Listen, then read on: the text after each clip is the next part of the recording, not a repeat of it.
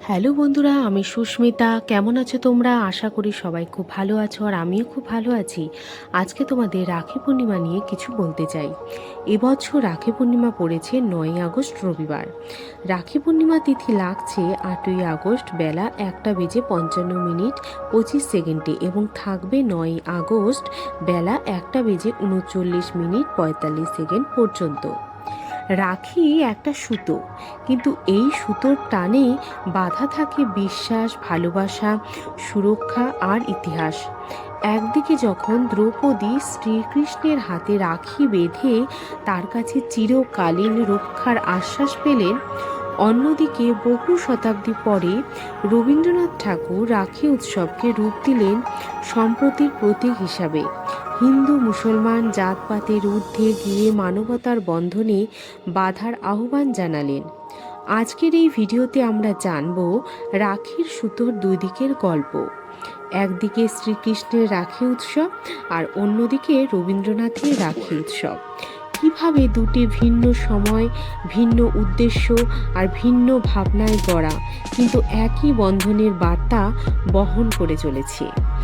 শ্রীকৃষ্ণের রাখির ধারণা মূলত পৌরাণিক এবং ঐতিহাসিক ঘটনার উপর ভিত্তি করে গড়ে উঠেছে, যেখানে ভক্তি ও ঐশ্বরিক সুরক্ষার প্রতীক হিসাবে রাখি বাঁধার প্রচলন ছিল।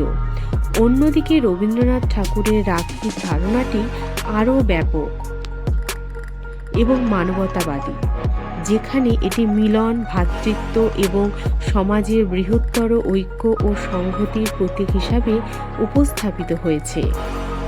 শ্রীকৃষ্ণের রাখি মূলত ঐতিহাসিক বা পৌরাণিক কাহিনীর সাথে সম্পর্কিত, যেখানে দ্রৌপদী কৃষ্ণের হাতে রাখি বেঁধেছিলেন।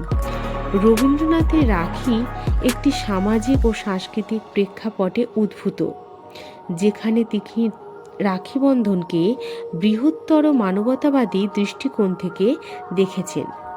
শ্রীকৃষ্ণের রাখির মধ্যে ভক্তি, ঐশ্বরিক সুরক্ষা এবং ভাই বোনের সম্পর্কের গভীরতা প্রকাশিত হয়।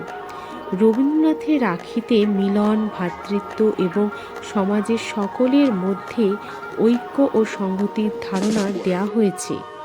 শ্রীকৃষ্ণের রাখি ঈশ্বরের প্রতি ভক্তি ও তার সুরক্ষা পাওয়ার আকাঙ্ক্ষার প্রতীক।